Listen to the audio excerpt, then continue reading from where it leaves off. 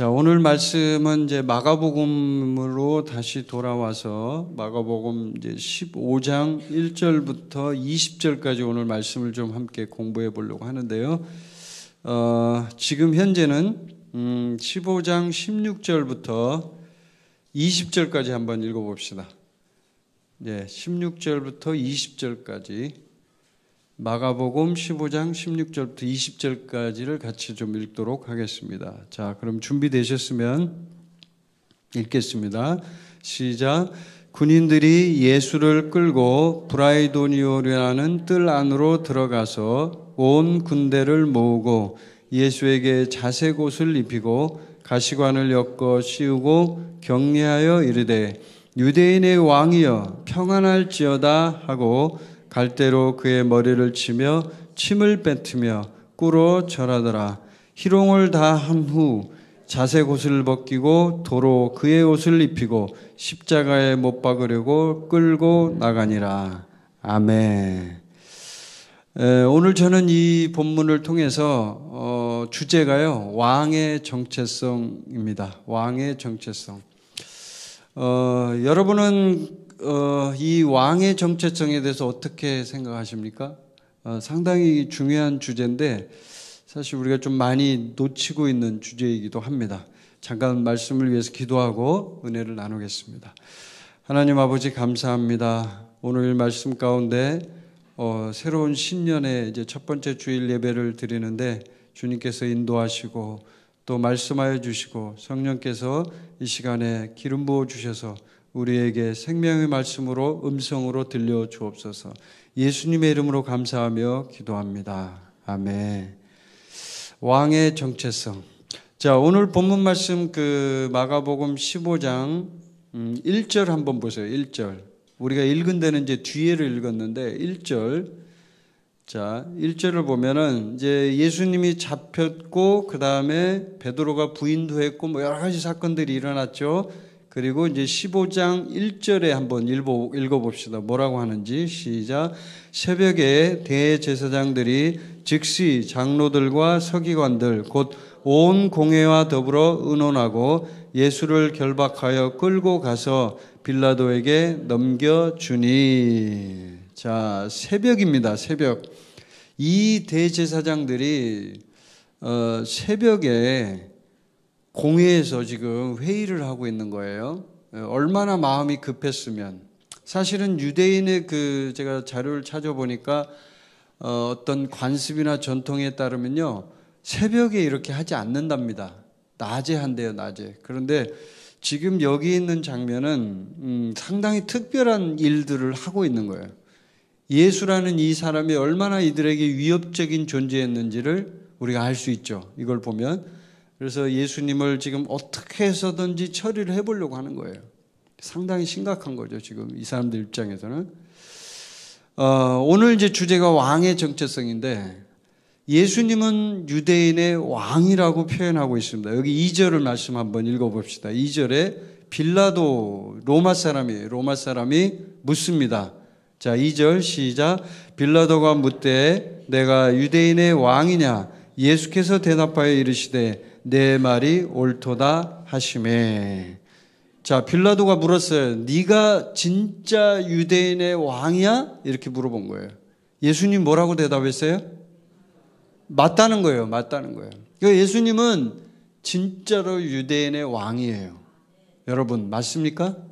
유대인의 왕이라고요. 그러면 그 예수님과 관계 있는 사람은요, 왕가 쪽에 뭔가가 있는 거예요. 그래서 우리를 다른 말로 하면 우리는 하나님의 아들이기도 하지만 우리 그리스도인들을 뭐라고 해요? 왕의 자녀들이라고 합니다. 왕의 자녀. 우리가 왕의 자녀예요. 왕의 자녀는 뭐라고 불러요, 여러분?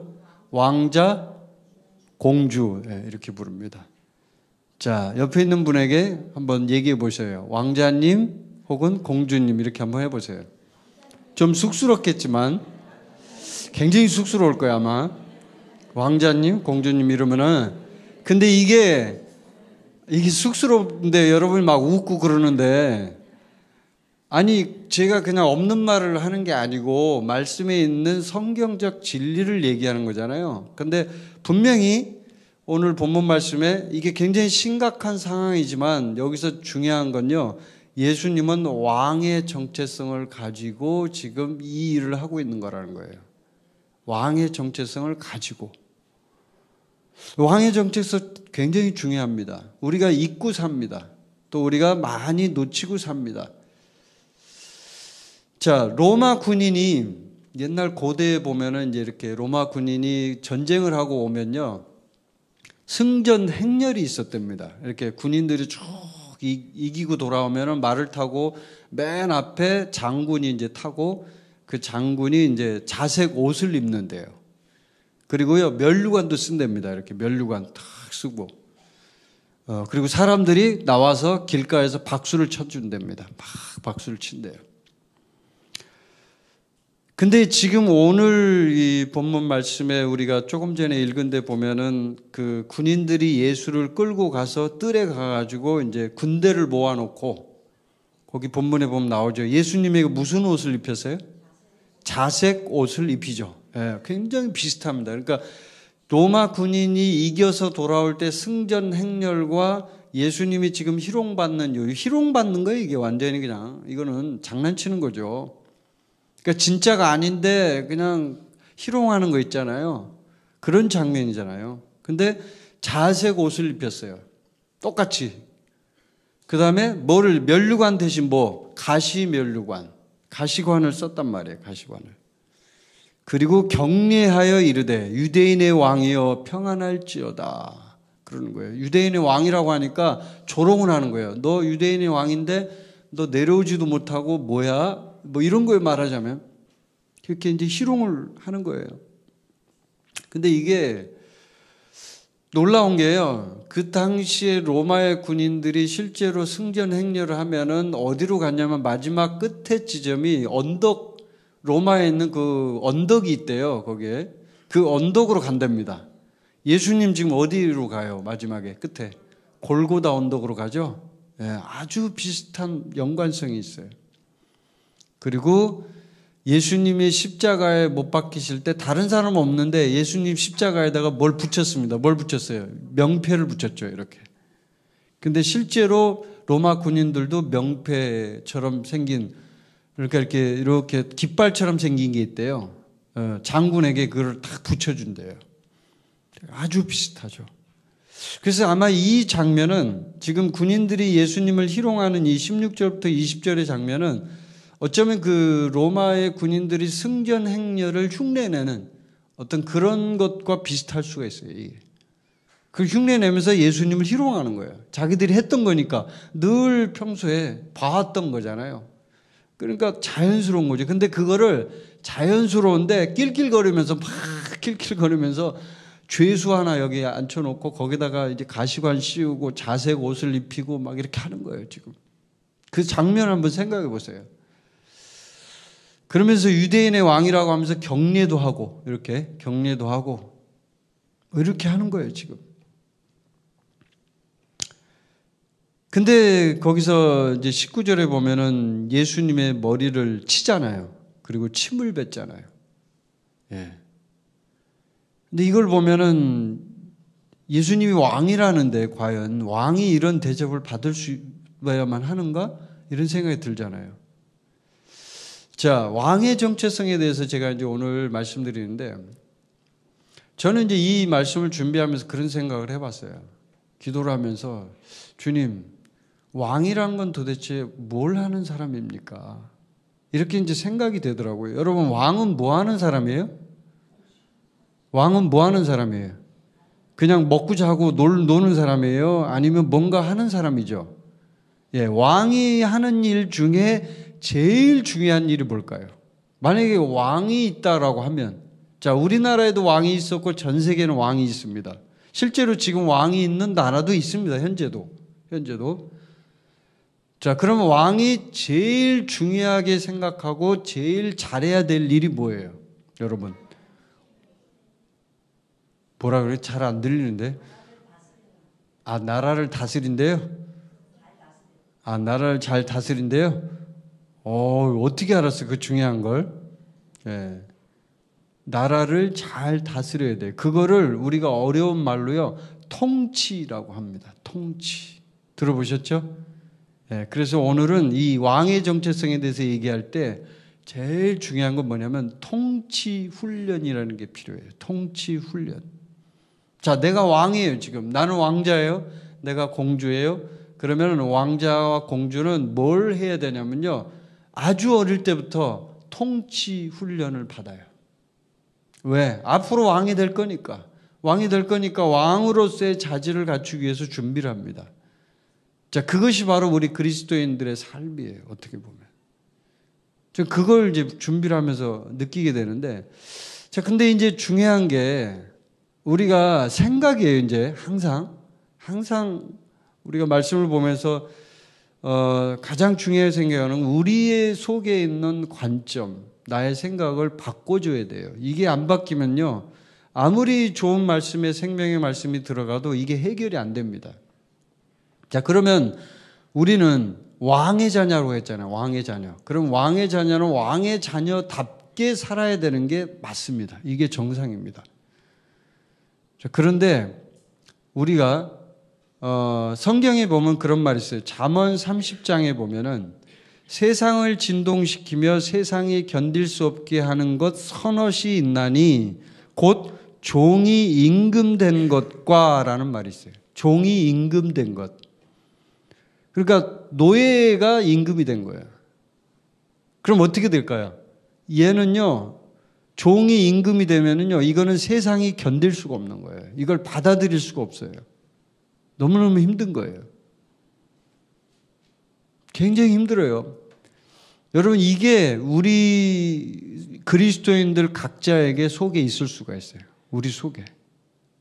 종이 마치 왕이 된 것 같은 그런 거. 옛날에 제가 아주 오래전에 기억이 나는데 그 광해군을 이제 이렇게 임금이잖아요. 광해군. 우리나라 옛날에 광해군을 이렇게 모티브로 해가지고 영화가 만들어졌는데 옛날에 그 이름은 제가 지금 기억이 안 나요. 근데 하여튼 그 영화가 뭐였냐면 아주 오래전인데 그 왕하고 똑같이 생긴 어떤 광대가 기억나요, 여러분? 제가 이렇게 영화 보신 분은 아마 기억날 거예요. 아주 옛날에 제가 본 기억이 나는데 그 사람이 얼굴이 똑같이 생겼어요. 그래서 이 왕 대신 얘가 거기에 이제 대역을 하는 거예요.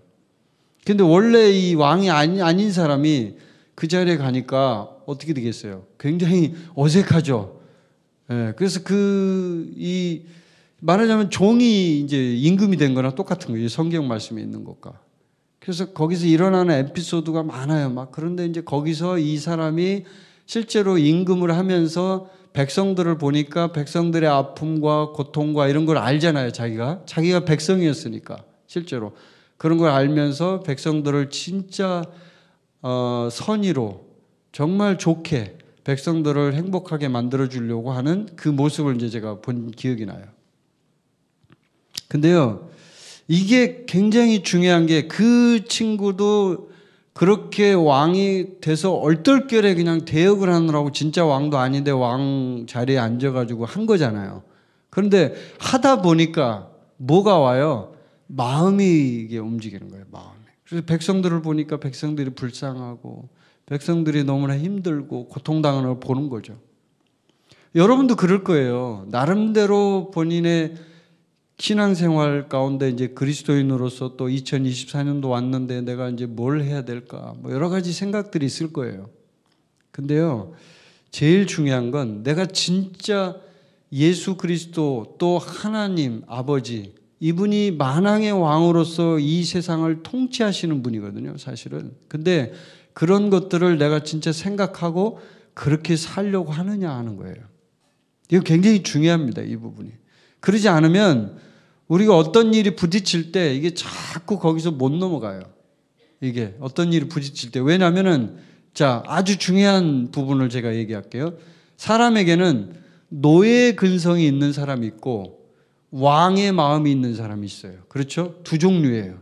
노예 근성이란 건 뭐냐면 아주 쉽게 얘기해 드릴게요.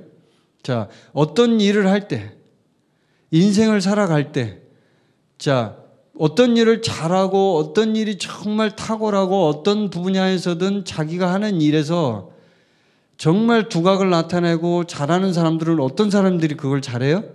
자기가 그 일을 사명감을 느끼고 정말 좋아하고 그걸 열심히 하는 사람들이 잘합니다. 그렇죠? 근데 거기에 있어서 가장 중요한 건 내 생각이에요. 내 생각이 나는 이걸 잘해. 난 이걸 좋아해. 이렇게 생각을 바꾼 거예요. 그래서 그 사람이 그 일을 잘하게 되고 계속적으로 발전을 하는 거죠. 네, 그게 바로 왕의 마음이에요. 자, 왕은 여러분이 묻겠습니다. 누가 시켜서 일을 합니까? 혼자 스스로 일을 합니까? 몰라요? 왕이 혼자 스스로 하죠. 우리 온유밖에 대답해 주는 사람이 없구만. 자, 이게 능동적인 거예요. 능동적인 사람이라고 그러죠. 일반적으로 우리가 얘기할 때. 왕은 혼자서 자기가 능동적으로 일을 합니다. 누가 시켜서 안 해요. 그러면 노예 근성인 사람 어떻게 해요? 우리 이 지금 한국에 있는 수많은 셀러리맨들이 다 이렇게 살아요. 노예 근성을 다른 말로 거지 근성이라고 해요. 세상에서는 그렇게 말합니다. 거지 근성. 뭐냐? 시키는 것만 해. 시키는 거. 그냥 누가 위에서 사장님이 시키면 그냥 마지못해서 뭐 하기 싫은데 뭐 그냥 해야죠. 뭐. 제가 이번에 미국에 갔을 때 여름에 지금도 잊혀지지 않는 게 그 파파존스인가 무슨 피자집이 있어요. 파파존스 알아요? 한국에도 있나 그게? 파파존스 피자가 그 저희가 묵는 그 레지던스 거기 이제 건물이 큰 건물인데 그 옆에 보면 이렇게 조그마한 가게가 하나 있는데 거기에 이제 파파존스 그 피자집이 있더라고요. 그래서 우리 그 형제님하고 같이 알렉스 형제하고 같이 이제 둘이 피자를 사러 갔어요. 제가 따라갔어요. 한번 보려고. 미국 피자집은 어떻게 하는가 보려고. 갔는데 거기 있는 청년 하나가 한 20살에서 19살 정도 된 것 같아요. 알바생이에요, 알바생. 근데요, 피자를 이렇게 파는데 나는 걔가 도대체 거기 왜 있는지는 모르겠어요. 피자 주문을 하는데 뭐 그냥 가기 싫어가지고 그런 거 있잖아요. 하기 싫어서 하려면 해. 나 귀찮아. 너 왜 왔어? 뭐 이런 거 있잖아요. 너 도대체 왜 왔니? 나 지금 쉬고 있는데 나 안 팔아도 되는데 뭐야? 막 이런 거 있잖아요. 영어도요 완전히 막 꼬면서 해요. 그냥 막 싫다는 거예요. 귀찮다는 거. 발음도 막 그냥 들리지도 않게 얘기하고 막 이래요. 그래서 제가 보면서 이제 그 알렉스 형제가 이제 주문하죠. 저는 옆에서 가만히 이제 보는 거예요. 관찰을 하는 거예요. 근데 그런데 저놈이 도대체 여기를 왜 일을 하러 왔나 속으로 생각하는데 내가 이렇게 가만히 보는데 근데 이제 그 알렉스 형제한테 물어보니까 미국 애들이 다 그렇다는 거예요. 19세, 20세 요때 애들이 다 저렇대요. 그래서 내가 가만히 보면서요. 저는 어떤 생각을 느꼈냐면 미국 앞으로 20년만 지나면 미국 큰일 났다. 딱 그 생각이 드는 거예요. 그냥 평범한 애인데 그 일하는 게 그냥 하기 싫어가지고 그냥 이렇게 하고 있는 거예요.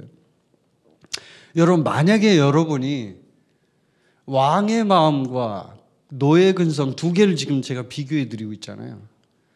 만약에 여러분이 사장님이라면 그런 직원 쓰겠습니까? 안 쓰겠습니까? 내가 물어볼게요. 여러분이 피자집 사장님이에요? 지금 제가 봤던 그 친구 쓸 거야 안 쓸 거야? 저는요 당장 잘라요. 오늘부로 해고. 너는 그만둬라. 그냥 놀아라. 그렇게 하기 싫은 거 뭐하러 하냐? 제가 한번 그럴 거예요. 여러분 이게 우리 그리스도인들 안에 한번 보세요. 하나님이 만약에 이제 하나님이 지금 계시잖아요. 근데 우리한테 뭔가를 시켜요. 사명이 있어서 우리가 지금 그 길을 가고 있잖아요. 그런데 어떤 사람은 그냥 주님이 사명을 주셨는데요. 싫은 거야. 그냥 교회도 나오기 싫은데 엄마가 나오래. 난 지금 미치겠어요. 진짜 막 나오래 엄마가. 에? 우리 남편이 나오래. 우리 와이프가 나오라는 거야. 난 죽겠는데 나오기 싫은데. 딱 그 파파존스 피자 그 알바생이에요. 딱 그 모습이. 제가 그 모습이 잊혀지지가 않는다니까요. 너무나 선명해가지고. 예. 근데요, 그게 바로 전형적인 노예 근성이에요, 여러분. 만약에 그렇게 신앙생활 하잖아요? 우리가, 그렇게 신앙생활 하잖아요. 주님은요, 여러분을 어떻게 보실까요? 야, 너 그냥 그리스도인도 그만할래? 그냥 때려칠래? 아마 이럴지도 몰라요. 저 지금 제가 이거 하는 얘기가 제가 원고에다 쓴 얘기가 아니에요. 지금 성령님이 여러분한테 하라고 하는 얘기 같아. 갑자기 하게 됐어요, 제가 이 얘기를.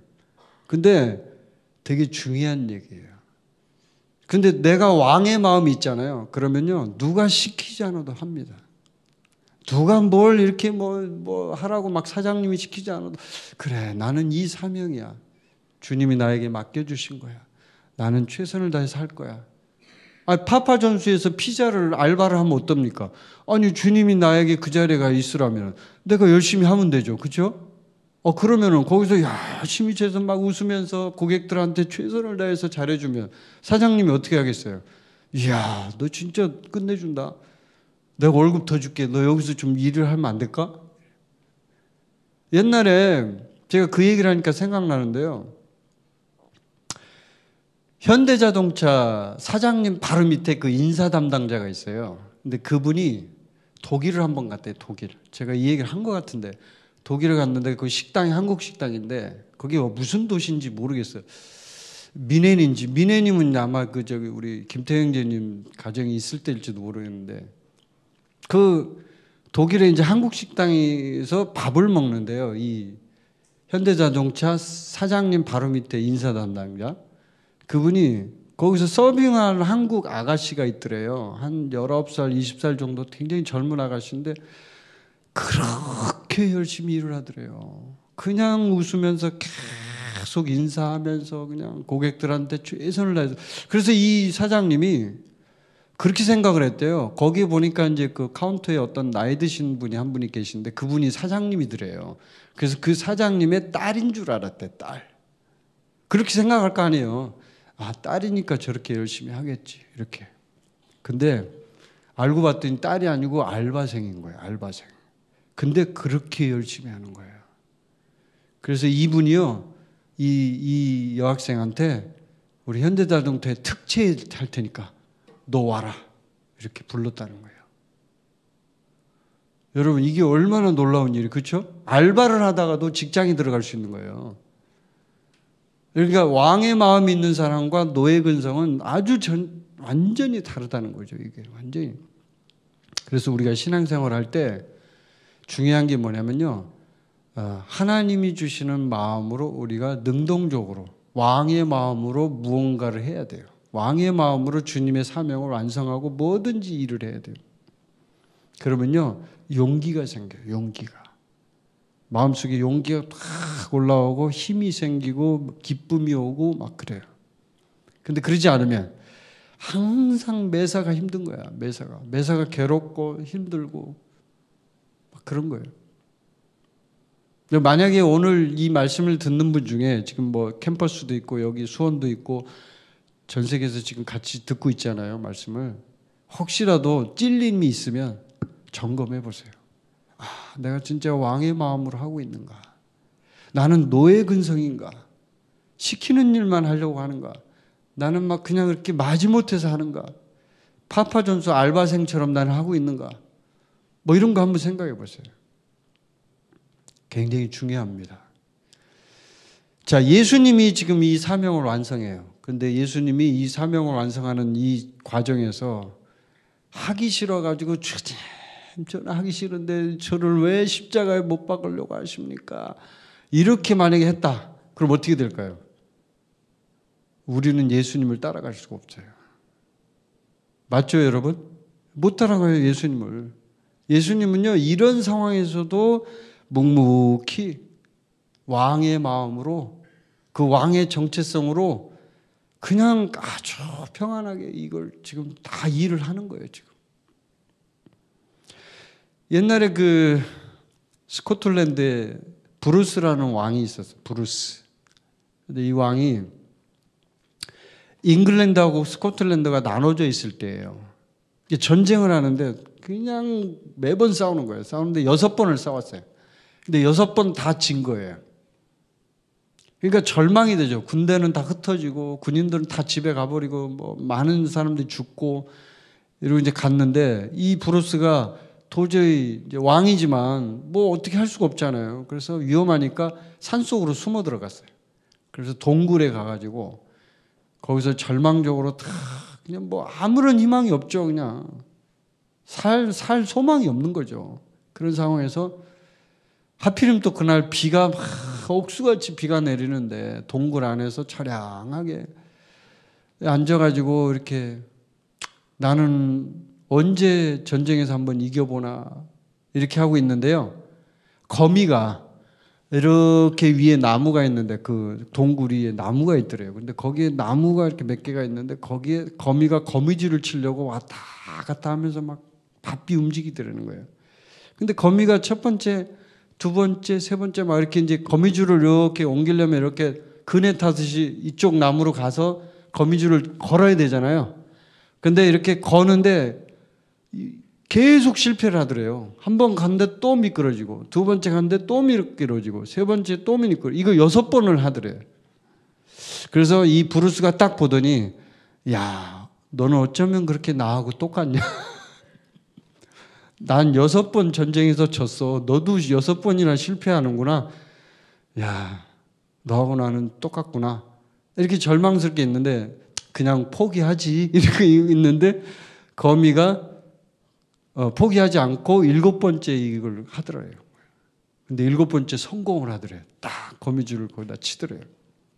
근데 그걸 보고, 그래, 거미도 하는데 내가 왜 이러고 있어야 돼? 그래가지고 이제 이 브루스가 다시 용기를 내고 힘을 내서 군대를 모아가지고요. 나중에 잉글랜드하고 싸워서 이겼답니다. 자, 하나님은요, 항상 우리 삶 속에서 주변에 돕는 손길을 붙여줘요, 이렇게. 브루스 이 스코틀랜드 왕도 절망하고 있을 때 거미를 보냈어요, 하나님이. 거미를. 그래가지고 용기를 내라고. 그리고 똑같이 우리도 마찬가지예요. 주님 안에서 신앙생활 할 때 우리가 왕의 마음을 가지면요, 왕으로서의 어떤 그런 생각들이 들어오고 또 신앙생활 할 때 그런 것들이 우리 삶에 나와요. 근데 그러지 않으면요, 꼭 종이 임금되는 것처럼 나는 왕이 된 종인가? 이렇게 질문을 할 수밖에 없는 거예요. 내가 왕 된 종인가? 왜 내가 이러고 있지? 여러분, 성경에 보면은 모세라는 인물 있죠. 그죠? 모세 알죠? 모세는 이집트의 왕자였습니다. 모세는요, 왕이 될 수업을 받은 사람이에요. 그러면요, 모세는 굉장히 자기 자신이 중요한 존재라는 걸 느끼고 살았을 겁니다. 여러분도 중요한 존재라고 느끼고 있습니까? 느끼고 있어요?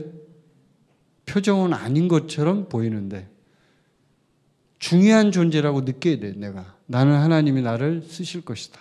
그리고 나의 사명이 있다. 하나님 반드시 나를 통해서 주님의 일을 할 것이다. 이게 바로 왕의 마음이에요. 모세가 그랬어요. 왕자로서 수업을 받았지만 나는 언젠가 하나님이 나에게 시키실 일 그거 완성할 것이다 라는 생각이 있었어요. 그래서 40년 동안 수업받은 거 나중에 하나님이 쓰실 때 놀랍게 그것을 이제 쓰게 됩니다. 또 40년 동안 광야에서 물론 훈련도 받았어요.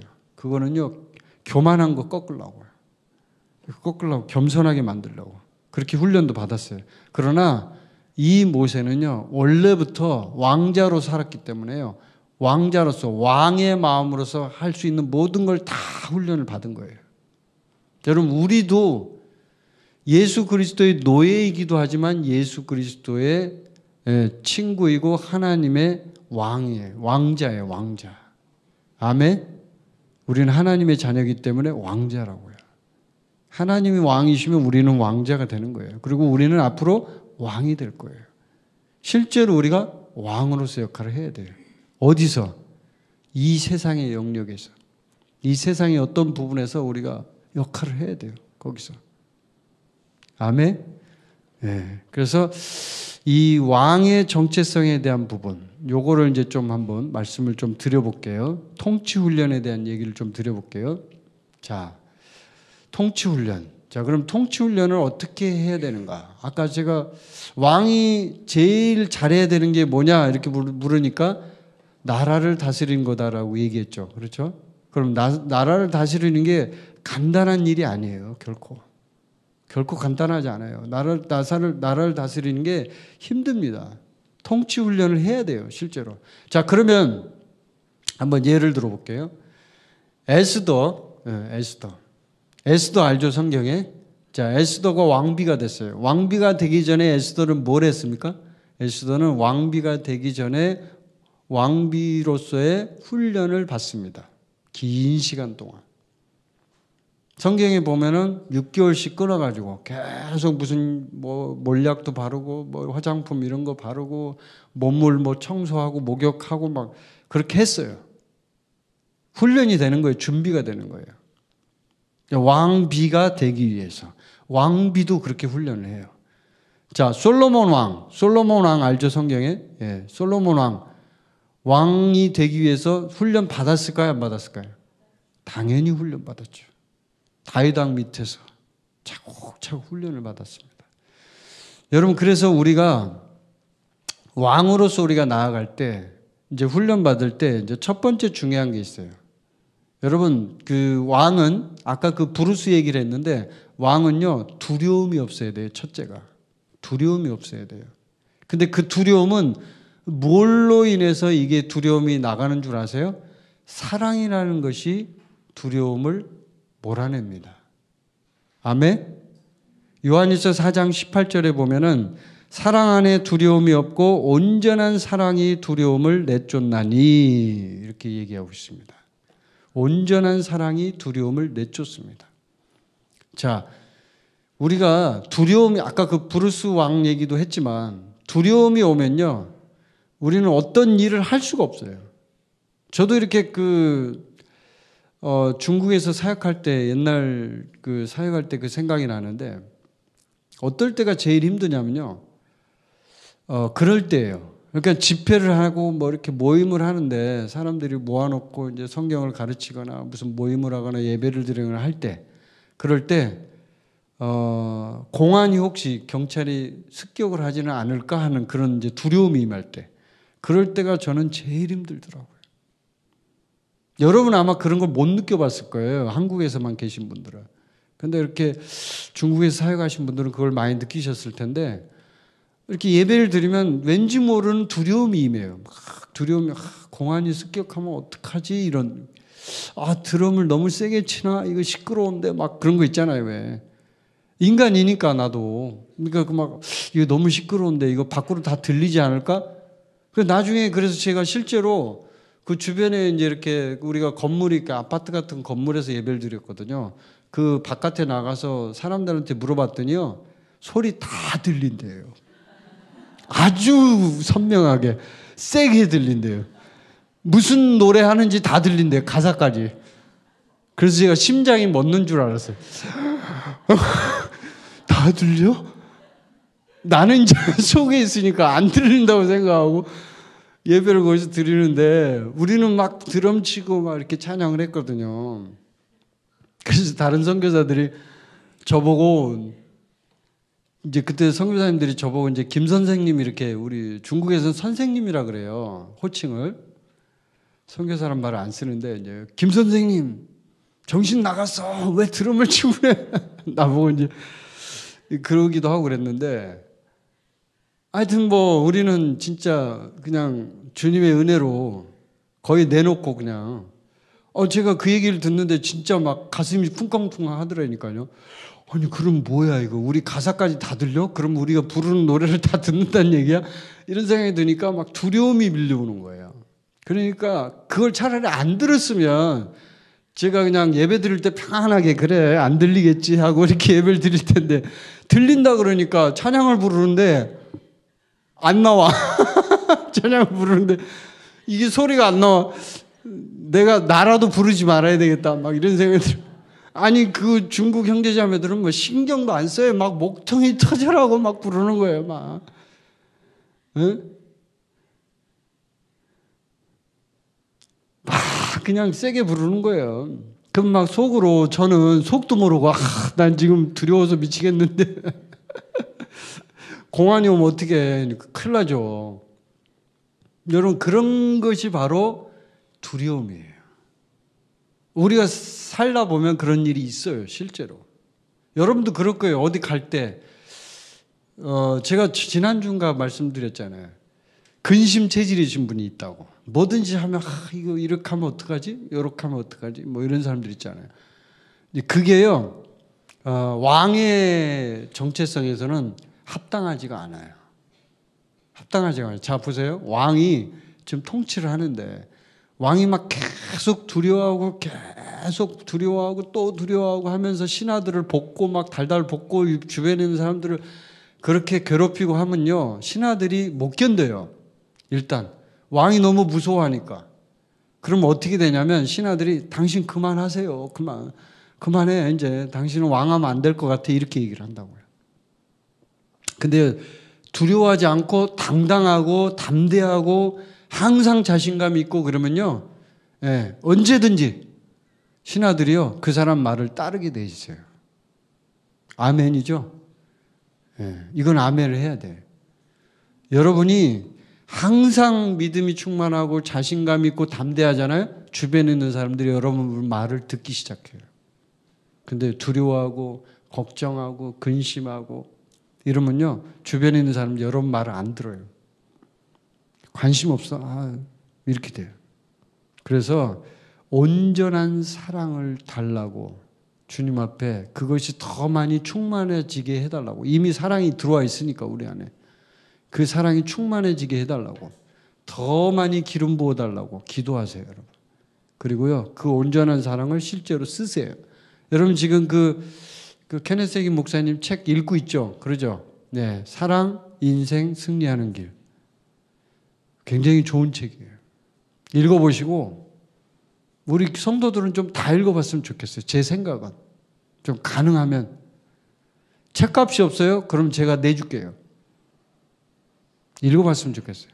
진짜 사랑이 인생 승리하는 길이에요. 말 그대로, 딱 그대로. 그래서 온전한 사랑은 두려움을 어떻게 한다? 내쫓는다. 여러분이 두려움을 내쫓는 길은 딱 하나예요. 온전한 사랑을 하면 두려움이 내쫓아져요.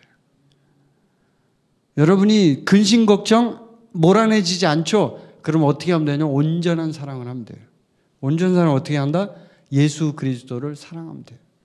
예수 그리스도를 사랑해요. 계속. 그러면요, 왕처럼 사는 삶이 되는 거예요. 그때부터. 예수님처럼 사는 삶이 되는 거예요. 그때부터. 근데 그러지 않으면 여러분이 계속 걱정, 근심하면서 살면서 힘들게 사는 거예요. 여러분, 하나님은 우리에게 왕의 권세를 주셨어요. 아멘? 왕의 권세를 주셨다고요. 왕자니까. 권세를 주셨다고요. 하늘과 땅의 모든 권세를 주셨으니, 보셨죠, 성경에. 하늘과 땅의 모든 권세를 주셨어요. 우리에게 주신 거나 마찬가지예요. 왜냐하면 예수님이 주셨지만 그 예수님이 우리와 함께 있기 때문에. 근데 우리는 왕의 권세가 없는 것처럼 살아요. 그럴 때가 너무나 많아요. 제가 그래서 그게 사역의 거의 폭풍 수준, 혁명이지, 혁명. 저에게 있어서 혁명적인 사역의 변화는 딱 그때 왔어요. 그러니까 그 전까지는 제가 중국에 사역할 때 굉장히 힘들게 사역을 했어요. 그러니까 막 뭔가 한 사람 훈련하는 것도 너무나 힘들고, 또 사역이 잘 될까? 이런 생각 항상 사역이 잘 될까? 좀 이렇게 힘들지 않을까? 이런 걱정을 하면서 사역을 했단 말이에요. 근데요, 제가 이 왕의 정체성을 딱 깨닫고 나서 이건 그 하나님께서 왕의 자녀로서 삼아주신, 하나님의 자녀로서 삼아주신 새로운 피조물이라는 걸 인식하고 이렇게 하면서부터 달라지는 거거든요, 이게. 그러면서요, 확 달라져 버렸어요. 확 달라져 버렸어요. 근데 제가 그때 마지막으로 주님 앞에 그렇게 기도한 적이 있어요. 주님, 제가 이번만 주님 앞에 하고 만약에 안 되면 저 한국으로 돌아갈게요. 이렇게 기도한 적이 있어요. 그때 우리 아내하고도 같이 얘기를 했는데 우리 아내가 안 들어간다고 하더라고요. 제가 이제 들어가자고 그랬거든요. 왜냐하면 사역을 하다가 젊은 애들을 중심으로 사역을 했어요. 젊은 애들을 많이 이제 불러가지고 사역을 하고 또 여러 가지 뭐 이렇게 좀 공급도 해주고 그랬어요. 근데 얘네들이 물질적인 공급을 끊어버리니까. 하여튼 뭐 여러 가지 형태로 이제 이렇게 도와줬어요, 우리가. 근데 그걸 끊어버리니까요, 교회를 나가버리더라고요. 그래서 제가 그때 충격을 받았어요. 사람이 이럴 수도 있구나. 그래서 제가 그때 철저하게 깨달은 게 뭐냐면, 사람은 그 물질이 있는 곳에 마음이 있구나. 그걸 제가 알았어요, 그때. 제가 그 제자들을 보면서 그렇구나, 진짜 그렇구나. 그래서 여러분, 사람을 볼 때 사람을 평가할 필요는 없어요. 우리가 비판할 필요는 없어요. 그러나 사람을 볼 수 있는 근거가 될 수 있는 하나 좋은 지표가 있어요. 그건 뭐냐면요, 돈을 어디다 쓰는지 보세요, 그 사람이. 그러면요, 그 사람의 모든 가치관이 딱 드러나요. 진짜 주님을 위해서 돈을 쓰잖아요? 그럼 그 사람 진짜예요, 진짜. 우리 교회에 있는 형제님 한 분도, 제가 그 형제님 참 사랑하는데, 그 형제님 보면 제가 느끼는 게, 야, 정말 이 형제님 대단하다. 왜냐하면 자기 집 담보를 해갖고 전에 다니던 교회에서 이렇게 목사님이 전에 조그마한 개척교회를 다녔거든요, 형제님이. 근데 거기서 이렇게 필요하다고 하니까 자기 집 잡혀가지고 건물 잡혀가지고 담보해가지고 대출도 해주고 뭐 이렇게 또 헌금도 많이 하고 막 이러더라고요. 근데 사실 직장인이거든요, 그분이. 근데 직장 생활하면서 그렇게 하기 힘들어요. 근데 주님이 원하시니까 다 이렇게 하더라고요. 제가 그걸 보면서 이 형제님 진짜구나. 내가 그걸 알았거든. 지금도 우리 교회에 계셔요. 근데 제가 이제 그때 딱 보면서 이 형제님이야말로 내가 계속 이 형제님하고 사역을 하면 나에게 정말 유익하고 하나님 나라에 귀하게 쓰일 수 있는 분이구나 걸 느끼는 거예요. 이렇게 보는 거예요. 사람을 볼 때, 지표를 볼 때. 물질이 어디에 가 있느냐에 따라서 그 사람의 인생의 가치관이 거기로 흘러 들어가는 거예요, 이게. 근데 말로는 주님 하는데 물질은 딴 데로 가. 그럼요, 전부 가짜예요. 결정적인 순간이 오잖아요. 우리 그 젊은 제자들처럼 다 가버려요. 다 도망가 버려요. 근데 그렇게 가고 나서 제가 너무나 힘들었거든요. 그때예요, 바로. 그때 이제 주님 앞에 기도하면서 제가 이제 왕의 정체성을 가지고 주님 앞에 사역해 보겠습니다. 제가 중국에서는 마지막 기회라고 생각하고 해보겠습니다. 하면서 사역을 하는데 놀랍게 하나님이 부흥을 시키는 거예요. 막 사람들이 거의 매주 새로운 성도가 와요. 거의 매주. 그리고 계속 하나님이 부어주시고, 우리 아내가 그때 이제 치유에 대해서도 하고 막 이렇게 하는데, 치유든 재정이든 하여튼 하기만 하면 다 병이 낫고, 말기 암 환자도 많은 사람이 나왔어요, 그때. 여기 한국에서는 잘 안 난 것처럼 보이잖아요, 여러분 볼 때. 암 환자들이, 우리 교회도 암 환자들이 계시잖아요. 잘 안 낫는 것처럼 보이잖아요, 어쩔 때 보면. 그래서 막 실망하고 그러잖아요. 근데 중국에서는 참 신기한 게 그냥 기도하면 바로 나아버려요, 그냥. 바로 뭐 다음 주에 와가지고 간증하는데, 선생님 저 나았어요, 저 암이 사라졌대요, 막 이러고 간증해요. 그런 게 그냥 흔하게 간증을 하는 거예요. 근데 그때 사역할 때 바로 이 왕의 정체성이 있었던 거예요. 권세가 있다라는 걸 느끼는 거예요. 권세. 하나님이 나에게 권세를 주셨구나. 나는 왕의 자녀구나. 왕은 힘이 있고 능력이 있고 권세가 있다는 거죠. 그래서 그걸 인식하면서 그걸 쓰기 시작하니까요, 이 되는 거예요, 이게. 치유도 되고, 재정도 그냥 기도하면 다 오는데, 이 중국 그 형제자매들이 그거를 실제로 체험을 하니까 본인들이, 솔직히 제가 뭐 설교할 때 이런 얘기 많이 안 했는데, 그 중국 형제자매들이 헌금 안 합니다, 별로. 안 해요. 1위안 헌금이에요. 1위안. 그거 하는 거 그냥 하는 거예요. 그냥 인사처럼. 그러니까 헌금이 뭐 이렇게 교회에 들어오는 게 없어요. 수입이 별로. 근데요, 이거를 이렇게 가르치기 시작했어요, 우리가, 부부가. 그랬더니 왕의 정체성에 대한 새로운 피조물이죠, 이게. 그거 하나님이 권세를 주셨으니까 네가 물질을 명령하면 물질이 온다. 이걸 가르치기 시작한 거예요. 그리고 네가 심어야 된다. 심는 대로 거둔다. 이것도 가르치고. 그랬더니 이거 막 헌금을 하기 시작하는 거예요. 그래도 여러분 그 군사훈련 강의 들을 때 들었죠? 예, 헌금한 거 우리 아내가 얘기했죠? 뭐 제가 저기 똥차 타고 가다가 넘어진 것도 다 알던데 뭐. 그 얘기를 해가지고 여러분이 다 알더라고. 그러니까 그 헌금하는데 막 한국 돈으로 몇백만 원이 몇백만 원인데 이 헌금하면 안 들어가니까 이게 넣다가 못 들어가가지고 이 자매가 이걸 들고 온 거예요. 선생님 이거 헌금했는데 안 들어가요. 그리고 헌금통에 안 들어간다는 거예요. 근데 그 자매가요, 진짜 가난한 사람이에요. 진짜 제가 알거든요. 정말 가난하게 살아요. 집도 막 그냥 허름한 집에서 살아요. 근데 하나님이 갑자기 돈을 주셨다는 거예요. 한국 돈으로 몇 천만 원을 준 거예요. 몇 천만 원을. 거의 뭐 한국 돈으로 거의 한 억 단위 될 거예요. 거의 그 당시로 말하면. 아파트 2채를 준 거예요. 이 자매한테 갑자기. 그래서 돈이 생겼다고 너무 기뻐가지고 제가 기도했는데 하나님이 이렇게 들어주셨어요. 막 이러면서 그걸 들고 오는데 제가 지금도 기억이 나요.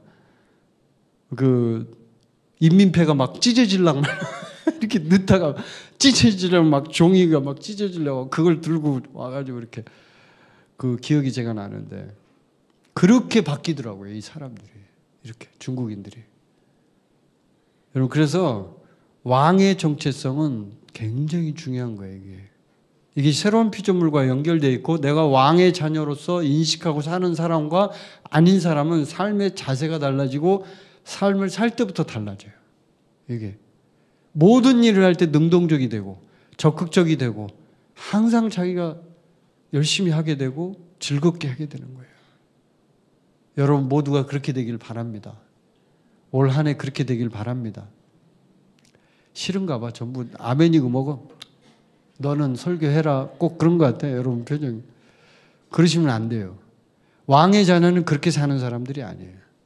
왕의 자녀는 적극적이에요. 항상 내가 능동적으로 주님 앞에 응답하고 주님 앞에 나아가는 게 왕의 자녀예요. 자, 그러면은 말씀을 좀 이렇게 정리하면서 몇 가지만 말씀드릴게요. 통치훈련 할 때 제가 이걸 정리를 좀 해봤는데 통치훈련 할 때 첫 번째는 뭐냐면 두려움이 없어야 된다 그랬죠. 그렇죠? 두려움은 뭐가 몰아낸다? 사랑이 몰아낸다. 그래서 첫 번째가 사랑이에요. 사랑. 통치훈련 할 때 많이 해야 되는 거. 첫 번째가 사랑훈련이에요. 사랑훈련. 사랑훈련 안 하면 두려움이 계속 밀려오기 때문에요. 할 수가 없어요. 왕의 자녀로 살 수가 없어요. 두 번째는 은총훈련.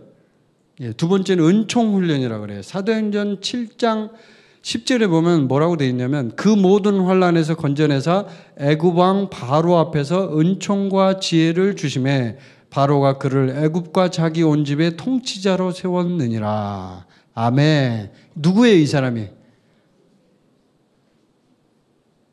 누구예요? 지금 제가 읽은 성경에 나오는 사람이 요셉이죠? 아, 잘 모르겠어요? 아주 생소해 이 말씀이. 네, 사도행전 7장 10절에 있는 말씀이에요. 사도행전 7장. 사도행전 7장은 뭐 하는 데라고? 스데반이 설교하는 데죠. 그죠? 네. 어디를 읽으면 아, 여기는 이렇게 된다. 이렇게 딱 머릿속에 들어와야 돼요. 우리 그 군사훈련 받으시는 분들은 그 정도는 돼야죠. 그죠? 성경을 막 10장씩 6개월 동안 읽었는데 아닌가요? 오늘 왜 이렇게 컨디션이 난 좋은가? 왜 이렇게 다들 컨디션이 안 좋네 보니까 2주 동안 연합예배를 했더니 나 지쳤는가 보네.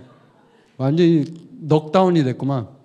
저는 오늘 필리핀 가야 돼요. 또 오후에 기도해 주세요. 필리핀에서 사역이 잘 되도록. 자, 두 번째가 뭐라고요? 은총훈련. 그러면 은총이라는 걸 은혜라고도 표현할 수 있어요. 은총훈련 어떻게 해야 될까요? 은총훈련 어떻게 해야 돼요? 아는 줄 알고 물어봤는데 은총훈련 어떻게 해야 돼요? 사랑훈련은 예수님을 더 많이 사랑하면 돼요. 계속 관심을 가져야 돼요. 그러면 사랑훈련이 되는 거고요. 은총훈련은 어떻게 해야 돼? 여기 은총이 왔지. 은총이 어디 있어? 은총이 어디 있어? 저 뒤에 있네. 얘기해봐. 은총이가. 은총훈련은 어떻게 해야 돼? 몰라? 은총훈련은 간단해요. 하나님께서 그 은혜를 부어주시도록 기도하는 거예요. 기도. 은총을 뭐 내가 은총을 내립니까? 은총을 누가 내려요? 하나님이 내리죠, 당연히. 이거는 어렵게 생각을 하시지 말고 하나님이 은총을 내지 뭐 내가 은총을 내립니까? 은총이가 은총을 내리노라 이렇게 하면서 합니까? 이러지 않잖아요. 하나님이 내리니까 은혜라고도 할 수 있고 은총이라고도 하는데요. 은혜를 달라고 기도하는 거예요, 기도. 그러면 주님이 그 은혜를 부어주시는 거예요. 그러면 어떻게 되냐면 지혜도 오고 그 은혜도 오면서 요셉처럼 통치자로서의 이 통치자로서의 어떤 훈련이 되기 시작하는 거예요. 이걸 여러분이 이해하시라는 거예요. 통치 훈련을 안 받으면 여러분은 왕의 자녀가 아니고 왕의 정체성 없는 거예요. 그거는. 그래서 제가 정리한 거예요. 이게 정리를 해보니까 첫 번째가 사랑 훈련을 해야 되더라. 이 통치 훈련을 할 때는. 두 번째는 은총 훈련, 은혜 훈련을 해야 되더라. 은혜 훈련은 쉬워요. 기도하는 거예요. 기도. 주님 은혜를 더 많이 부어주세요. 더 주세요. 더 주세요. 저 은혜가 더 필요해요. 자, 세 번째는 지혜 훈련이에요. 지혜. 자, 왕이 지혜가 필요한 거 알죠? 그러죠? 지혜가 없으면 왕이 통치를 못합니다. 굉장히 복잡한 일들이 많아요. 왕은. 우리가 이 세상을 살면 그런 일을 많습니다. 여러분도 그러죠? 예. 그러면 그 지혜가 없으면 그 일을 수행할 수가 없어요. 그래서 여러분이 지혜 훈련을 어떻게 해야 될까요? 아시는 분, 지혜 훈련 어떻게 해야 돼요? 네? 네, 지혜를 구하면 돼요. 우리 손선미 씨가 답을 알려주네. 지혜를 구하면 돼요. 마찬가지예요. 똑같아요. 내가 지혜를 막 안에서 막 쥐어짠다고 지혜. 우리 교회에 지혜가 있나? 지혜 있나 여기? 한지혜 있어요? 저 뒤에 있네 보니까. 지혜 이름 부른다고 지혜가 나오는 게 아니잖아요. 그럼 지혜는 기도에 오는 거예요. 그리고 또 하나가 있어요. 기도하는 거 말고 또 하나는 잠언을 읽으면 돼요. 잠언을 계속 읽으면. 저는 잠언을 많이 읽거든요. 네, 제가 별명이 솔로몬이잖아요. 제가. 그래가지고 잠언을 많이 읽어요. 근데 잠언을 읽으면 읽을수록 제가 느끼는 게 뭐냐면 참 배울 게 많다. 이걸 느껴요. 그래서 잠언에 보면 어디에 이 통치 훈련과 관계된 게 어디에 많이 나오냐면 잠언 16장, 잠언 21장, 잠언 25장 이런 데가 많이 나와요. 그런데 특히 그런 데를 많이 보세요. 16장, 21장, 25장 잠언 이런 데를 보시면 왕에 대한 얘기도 나오고 통치에 대한 그런 힌트들이 있는 말씀들이 있어요. 보시면 돼요. 그러면 내가 지혜롭게 해야 되는 것을 이렇게 해야 되는 거구나. 이런 걸 배울 수가 있죠. 그리고 마지막으로 네 번째, 뭐 여러 가지가 있겠지만 네 가지 정도가 이제 정리가 되더라고요. 제가 이제 준비하면서 보니까 마지막은 정의와 공의예요. 공의라고 할 수, 정의라고 하면 되겠네요. 정의. 왕은 정의가 없으면요 통치가 안 됩니다. 아멘. 예. 정의롭게 해야지. 뭐 정의롭지 않고 그냥 불의가 있고 공평하지 않고 편파적이고 이러면요 왕으로서 자격이 없어요. 백성들이 싫어합니다. 저 사람 편파적이야. 누구는 이뻐하고 누구는 미워해. 막 이렇게 된단 말이에요. 근데 그렇게 하면 안 되는 거죠. 그게 왕의 덕목이에요. 그래서 에스겔 45장 9절에 보면은 이런 말씀을 제가 읽어드릴게요. 에스겔 45장 9절. 자, 주 여호와께서 이같이 말씀하셨느니라. 이스라엘의 통치자들아, 너희에게 만족하니라. 너희는 포악과 겁탈을 제거하여 버리고 정의와 공의를 행하여 내 백성에게 속여 빼앗는 것을 그칠지니라. 주 여호와의 말씀이니라. 아멘. 뭘 해야 되냐면 포악과 겁탈을 제거해야 돼요. 한국에서 요즘 많이 해요. 갑질. 이거 다 제거하고 포악한 거, 악한 거 제거하고 모든 거 갑질 다 제거하고 뭘 해라? 정의와 공의를 행하라. 그러면 하나님이 이 왕을 축복해 주시는 거예요. 우리도 마찬가지예요. 우리가 왕의 자녀로서 왕의 정체성을 훈련하려면 통치 훈련을 해야 된다고 그랬잖아요. 통치 훈련은 이 정의 훈련을 하는 거예요. 정의 훈련. 정의 훈련 어떻게 하면 될까요? 정의 훈련 어떻게 해야 돼요? 막 정의를 불러? 정의 막 이렇게 불러요? 어떻게 해야 돼요? 모든 것을 하나님의 말씀의 기준에 따라서 움직이는 훈련을 하는 거예요. 정의 훈련은. 아멘? 우리가 법관이 아니잖아요. 우리가 모든 걸 다 알지 못하잖아요. 그러니까 이럴 때는요, 제일 좋은 방법이 정의 훈련은 모든 일을 할 때 하나님 말씀의 기준에 따라서 나는 할 것이다 라고 딱 못을 박아야 돼. 딱 그렇게 못을 박고 나는 절대적으로 말씀을 따라간다. 나는. 그 어떤 것도 소용없어. 난 하나님 말씀을 따라갈 거야 라고 딱 결정을 하는 게 가장 좋은 훈련입니다. 아멘. 그래야 공의롭게 정의롭게 되는 거예요. 안 그러면 나의 감정과 나의 선호도에 따라서 치우치게 돼 있어요. 왜냐하면 내가 이뻐하는 사람 떡 하나 더 주게 돼 있다고요. 그건 인간의 심성이 그래요. 그래서 그게 맘대로 되지 않아요. 그게. 근데 정의와 공의를 훈련하는 사람은, 왕의 정체성 있는 사람은 그걸 훈련하기 때문에 정의와 공의에 따라서, 말씀에 따라서 움직이는 거예요. 뭐 누구를 뭐 이렇게 해서 이쁘니까 이 사람은 더 해주고 이게 아니라. 아멘? 예. 그거예요, 바로. 자, 그럼 이제 마무리하겠습니다. 왕의 정체성. 가장 중요한 건 뭐다? 통치다, 통치. 통치를 할 줄 알아야 돼. 통치가 안 되면 그 사람은 왕 아니에요. 여러분 다 누구든지 똑같아요. 지금 남 일이라고 생각하지 마시고 나에게 적용을 하세요. 나에게. 통치해야 되는구나. 통치, 왕은. 자, 통치 훈련 제가 4가지 정리했다고 그러죠. 첫 번째 뭐예요? 사랑 훈련. 사랑 훈련 해야 돼요. 두 번째, 은총 훈련. 생각나죠? 은총이 안 잊어버리겠지, 너는 안 잊어버릴 거야. 세 번째, 지혜 훈련. 지혜예요. 지혜도 안 잊어버리지? 그지? 지혜 훈련. 네 번째, 정의와 공의 훈련. 정의의 훈련. 이렇게 4개를 훈련하잖아요. 그러면요, 통치 훈련이 된대요, 이게. 하나님이 가르쳐 주신 거예요, 이게. 그래서 올 한 해, 여러분 이제 첫 번째 주 제가 메시지를 준비하면서 이제 이 부분을, 오늘 본문 말씀인데 특히나 오늘 본문 말씀에서도 유대인의 왕이 나와요. 이 본문은 특별한 게 없어요. 아주 단순한 본문이기 때문에 예수님이 잡히고 지금 심판을 받고 이제 이런 장면이 나오잖아요. 근데 여기서 이제 예수님을 십자가에 못 박히게 넘겨주는 이 모습이 전부 다 시기 질투 때문에 일어나는 거예요. 그리고 무리를 충동해가지고 명절 때 한 사람을 놓아주라고 하니까 바나바를 놓아주는 거예요. 예수님은 잘못한 것도 없는데. 그리고 이 사람들이 여러분 마가복음 15장 14절 보세요. 거기 한번 보세요. 13절에도 있네요. 빌라도가 물어봐요. 유대인의 왕이라는 일을 내가 어떻게 해주랴? 어떻게 할까? 이러니까 이 사람들이 뭐라고 대답합니까? 예, 십자가에 못 박게 하소서. 소리를 지르는 거예요. 십자가에 못 박아라. 십자가에 못 박아라. 막 이러는 거예요. 예수님이 이런 대접을 받으셨어요. 그런데도 아무런 대항을 하지 않으셨어요. 이게 바로 왕의 마음이에요. 왜요? 백성들을 사랑하는 거지.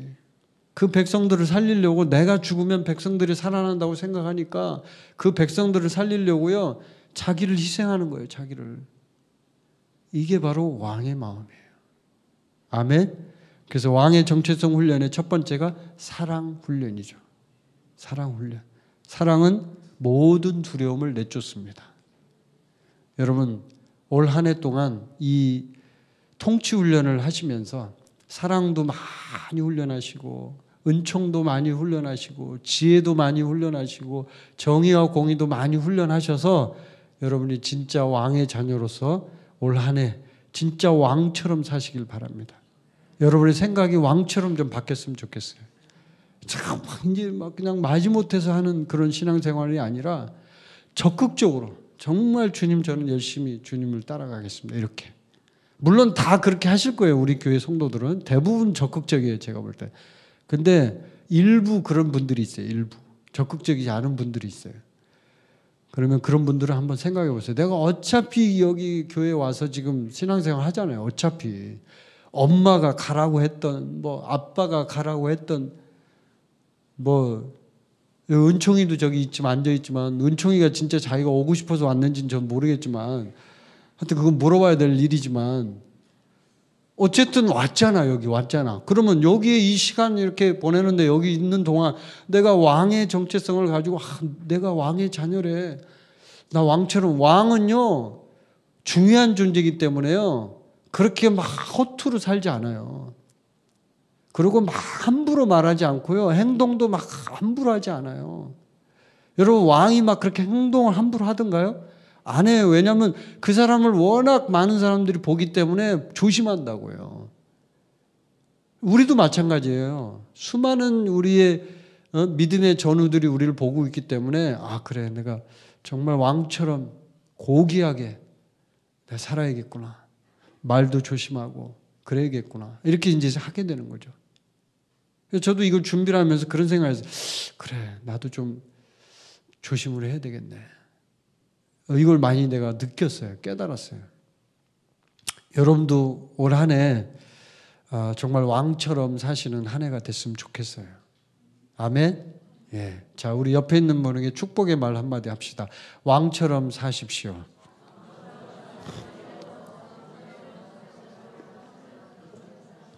예, 왕처럼 사십시오. 그러면 행복해집니다. 예, 아멘. 자, 기도하겠습니다.